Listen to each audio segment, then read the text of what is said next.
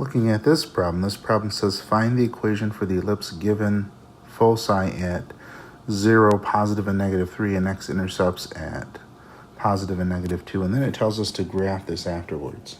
So the first thing we're going to do is just graph the points so we can get an idea of where this thing is at, where this, is this ellipse going to go horizontally or vertically? 1, 2, 3. So I'm just plugging in those foci, and I'm going to label those F1, F2, so I know exactly what I'm looking at there. And then the other ones, the x-intercepts are going to be at 2, 0, and negative 2, 0, my x-intercepts. And I'm going to label those.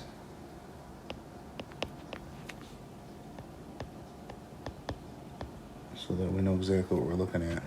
Now another thing here is, one thing I should understand, that the foci are always on the major axis.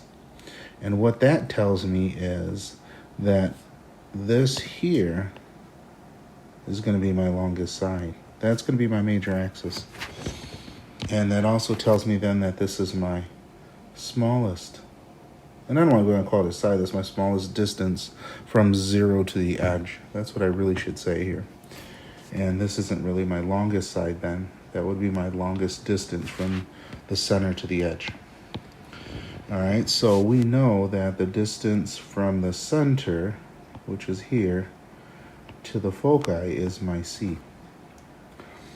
And I also know that my distance from the center to the shortest distance from the center to the edge is actually that B. So what that tells me then, now the reason why I even thought about that is because anytime I'm going to graph these, I'm always thinking about the equation B squared equals A squared minus C squared. And remember, this A was always the largest side. This B was always the smallest. I don't want to say side, the smallest distance from 0 to the edge, and the A was the largest distance from the center to the edge. Okay, so that's what I really want to say there. So now, when I think of it this way, and the C was always the distance from the center to the focus. Okay, so anyways, so now that tells me that my B is going to be 2. So that's going to be 2 squared. I don't know A squared, because A squared is the center, the distance of the center to the edge, but it's the furthest distance. Okay, and then I do know my C squared, or my C, which is 3, so that's going to be a 3 squared. So now from here, I can actually solve for A. So then A equals square root of 13. So now think about my general form. And I am centered at 0 here, 0, 0, I should say. So that tells me I'm going to have an x squared plus something over a y squared plus over something, equals 1. So now to find those bottoms, I essentially have, remember, the largest side, not the largest side, the largest distance from 0 to the, from the center to the edge was A. So that tells me then that this is going to be square root of 13 squared. And then my B, which is my shortest distance from the center to the edge, that's going to be 2. So that's going to be a 2 squared there. And that's on the x. Okay, so now if my longest distance was here on the x, then those numbers would be switched. Okay, so remember, you got to keep that in mind. So my final equation then is going to be x squared over 4 plus y squared over 13 equals 1. So there's the equation.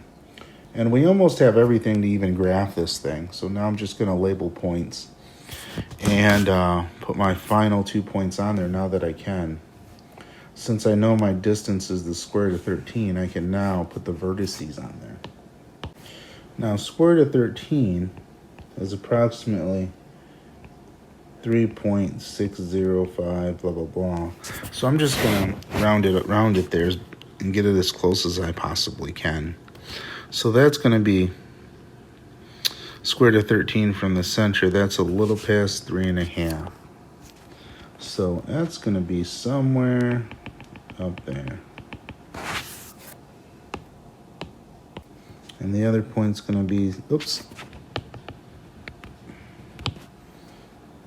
somewhere down here.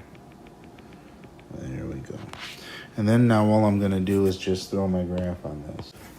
And then labeling the final 2 points here, which are the vertices, that's going to be 0 square root of 13.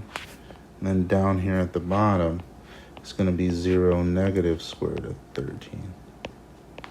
And that's actually all of the labels we have to put on this as well. So there's our problem. The first part, we found the equation, and here's the graph of the problem.